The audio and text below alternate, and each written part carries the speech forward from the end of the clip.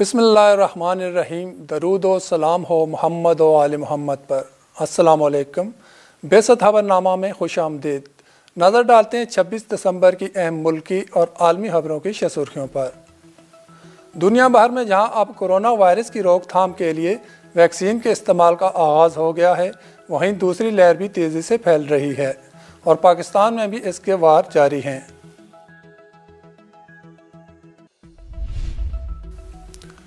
मुल्क में बढ़ती महंगाई और बेरोज़गारी की वजह से जाली वीज़ों और बोगस सफरी दस्तावेज़ात पर यूरोप, कनाडा, ऑस्ट्रेलिया समेत दीगर ममालिक को जाने वालों की तादाद में फिर इजाफा होने लगा।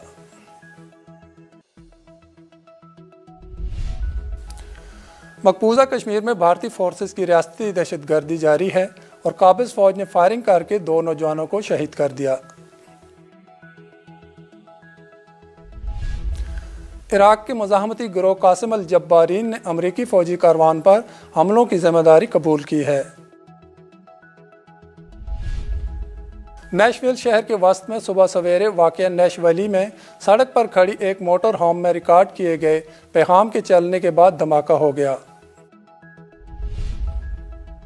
चीन की कोरोना वायरस से निपटने की हिकमत अमली उसे अंदाज़ों से कहीं पहले यानी इस दहाई के अख्ताम से कबल ही दुनिया की सबसे बड़ी मईशत बना सकती है।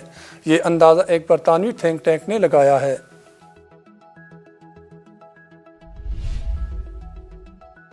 अमरीकी सदर डोनाल्ड ट्रंप की जानिब से कोरोना की वबा से मुताल्लिक इमदादी अखराजाती बिल पर दस्तखत से इनकार की वजह से लाखों अमरीकी शहरियों की बेरोज़गारी मराहत खतरे में है। क्रिसमस के मौका पर जहां दुनिया भर में अमन रहा, वहां नाजायज़ रियासत इसराइल ने फ़लस्तीन के मज़लूम इलाके गज़ा में बम बरसा दिए, जबकि कुछ ही घंटों बाद जवाबी कार्रवाई में हमास की जानिब से सहूनी इलाकों में मिसाइल और रॉकेट दागे गए, जिसके बाद सहूनी रियासत में खतरे के सायरन बजाए गए।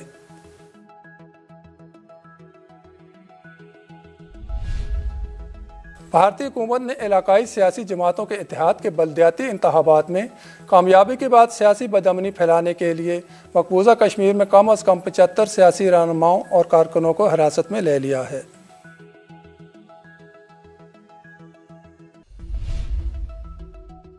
और तुर्क सदर रजब तैयब अर्दोगान ने कहा है कि इसराइल के साथ बेहतर ताल्लुकात के ख्वाहिशमंद हैं, लेकिन फ़लस्तीन के मामले पर वज़ीर आज़म नेतन्याहू की पॉलिसी नाकाबिल कबूल है।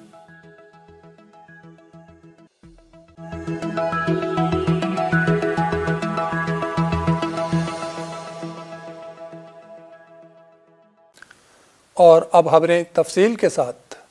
दुनिया भर में जहां अब कोरोना वायरस की रोकथाम के लिए वैक्सीन के इस्तेमाल का आगाज़ हो गया है, वहीं दूसरी लहर भी तेज़ी से फैल रही है और पाकिस्तान में भी इसके वार जारी हैं।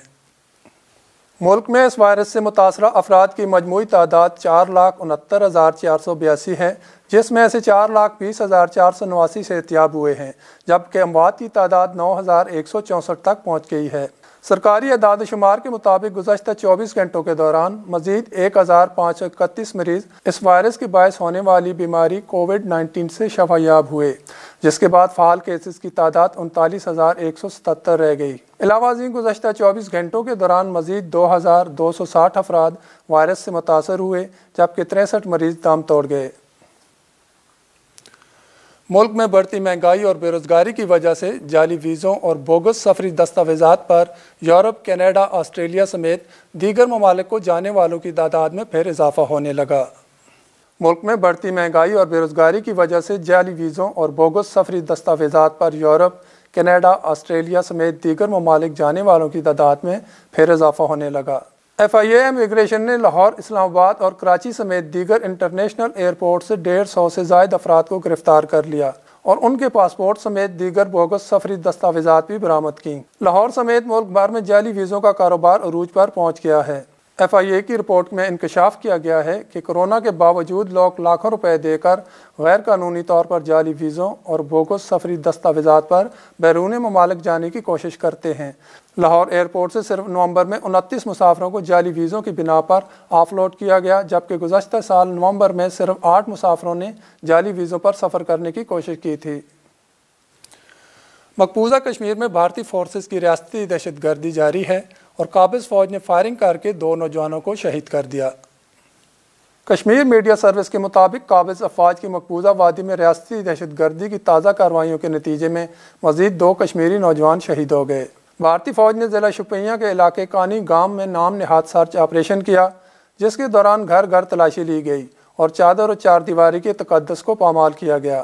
اس دوران 2 کشمیری نوجوانوں کو حراست میں لے لیا گیا اور عسکریت پسند قرار دینے کے بعد گولیاں مار کر شہید کر دیا گیا۔ علاوہ ازیں کٹھوعہ کے علاقے میں بیرک منہدم ہونے سے 2 بھارتی فوجی ہلاک اور 1 شدید زخمی ہو گیا۔ واضح رہے کہ چند روز قبل بھارتی فوج نے آپریشن کے دوران فٹ بال کے کھلاڑی عامر سراج کو بھی جعلی مقابلے میں شہید کیا ہے۔ عراق کے مزاحمتی گروہ قاسم الجبارین نے امریکی فوجی کاروان پر حملوں کی ذمہ داری قبول کی ہے۔ خبر رساں ایجنسی کی رپورٹ کے مطابق عراق کے مزاحمتی گروہ قاسم الجبارین نے ان حملوں کی ذمہ داری قبول کرتے ہوئے کہا کہ ان کا نشانہ ہدف پر لگا ہے۔ قاسم الجبارین گروہ نے امریکہ کی جانب سے عراق کے رہائشی علاقوں کو راکنوں سے نشانہ بنائے جانے کے ناپاک منصوبے کی جانب اشارہ کرتے ہوئے کہا کہ اب ہم خاموش نہیں بیٹھیں گے اور اینٹ کا جواب پتھر سے دیں گے۔ واضح رہے کہ عراق کے سیکورٹی ذرائع کا کہنا ہے کہ جمعے کے روز عراق میں 3 علاقوں میں امریکی فوجی کارواں کے راستوں میں دھماکے ہوئے۔ یہ دھماکے امریکی فوجی کارواں زیکار، بابل اور قادسیہ صوبوں میں ہوئے۔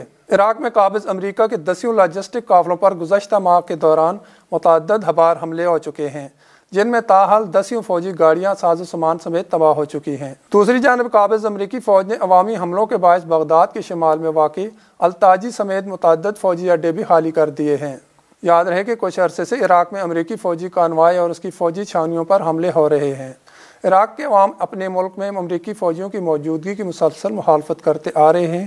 اس ملک کی پارلیمنٹ بھی عراق سے امریکی فوجیوں کے انخلاء کا بل منظور کر چکی ہے۔ نیشویل شہر کے وسط میں صبح سویرے واقع نیشویلی میں سڑک پر کھڑی ایک موٹر ہوم میں ریکارڈ کیے گئے پیغام کے چلنے کے بعد دھماکہ ہو گیا۔ غیر ملکی خبر رساں ادارے کی رپورٹ کے مطابق پولیس نے گاڑی میں ہونے والے دھماکے کو عمدی اقدام قرار دیا۔ کرسمس کی صبح ہونے والے دھماکے میں 3 افراد زخمی ہوئے، تاہم ان میں سے کسی کی بھی حالت تشویشناک نہیں ہے۔ حکام نے بتایا کہ اس بات کا اب تک علم نہیں کہ گاڑی کے پھٹتے وقت گاڑی میں کوئی موجود تھا یا نہیں، تاہم پولیس نے چند گھنٹوں بعد اطلاع دی کہ تفتیشکاروں کو جائے وقوع کے قریب سے انسانی باقیات ملی ہیں۔ ایف بی آئی کے تفتیشکاروں نے جائے وقوع سے شواہد اکٹھے کرنا شروع کیے تو نیشویل کے میئر جان کوپر نے ہفتے کے اختتام پر جائے وقوع کے اطراف کرفیو لگانے کا حکم دے دیا، جبکہ پولیس کا کہنا ہے کہ انہیں معلوم ہے کہ امریکی ریاست ٹینیسی کے اس شہر کو مزید کوئی خطرات نہیں ہیں۔ چین کی کورونا وائرس سے نمٹنے کی حکمت عملی اسے اندازوں سے کہیں پہلے یعنی اس دہائی کے اختتام سے قبل ہی دنیا کی سب سے بڑی معیشت بنا سکتی ہے۔ یہ اندازہ ایک برطانوی تھنک ٹینک نے لگایا ہے۔ کورونا وائرس کی وبا اور اس کے نتیجے میں چین کی معاشی حکمت عملی اسے امریکہ کو پیچھے چھوڑ کر دنیا کی سب سے بڑی معیشت بننے میں معاون ثابت ہوگی۔ یہ بات ایک نئی رپورٹ میں کہی گئی ہے۔ ایک برطانوی تھنک ٹینک کی تازہ رپورٹ کے مطابق بیجنگ 2028 تک اس وقت تک دنیا کی سب سے بڑی معیشت امریکہ کو پیچھے چھوڑ دے گا۔ اس سے قبل یہ اندازہ 2033 کا تھا۔ برطانوی think tank the centre for economics and business research کی طرف سے جاری کردہ سالانہ رپورٹ کے مطابق توقع کی جا رہی ہے کہ امریکہ کا عالمی جی ڈی پی میں حصہ 2021 کے بعد سے کم ہوتا جائے گا اور نتیجتاً اس ملک کی جگہ چین دنیا کی سب سے بڑی معیشت بن جائے گا۔ رپورٹ میں مزید کہا گیا ہے کہ توقع ہے کہ ایسا 2028 میں ہو جائے گا، جو سابقہ اندازے سے 5 برس قبل ہی ہے۔ چینی معیشت کی تیز رفتار بہتری کی وجہ بیجنگ اور واشنگٹن کا کورونا وائرس کی وبا سے پیدا شدہ حالات سے نمٹنے کی حکمت عملی میں فرق کو قرار دیا گیا ہے۔ رپورٹ میں چین کی وبا سے مہارت کے ساتھ نمٹنے کی تعریف کی گئی ہے، جہاں انتہائی آغاز میں ہی لاگو کیا جانے والا لاک ڈاؤن کورونا سے متاثرہ ہونے والوں کی تعداد کو قابو میں رکھنے میں معاون رہا۔ امریکی صدر ڈونلڈ ٹرمپ کی جانب سے کورونا کی وبا سے متعلق امدادی اخراجاتی بل پر دستخط سے انکار کی وجہ سے لاکھوں امریکی شہریوں کی بے روزگاری مراحت خطرے میں ہیں۔ عالمی نشریاتی ادارے کے مطابق صدر ٹرمپ نے امریکی قانون سازوں کی جانب سے منظور کی گئی وبائی صورتحال سے نمٹنے کے لیے $3.2 ٹریلین کے ایک امدادی پیکج پر دستخط کرنے سے انکار کرتے ہوئے کہا کہ وہ اتنے بھاری امدادی پیکج سے متفق نہیں۔ اس بل کے تحت کورونا وبا کے دوران بے روزگار اور متاثر ہونے والے کاروباروں کے لیے $892 ارب رکھے گئے تھے۔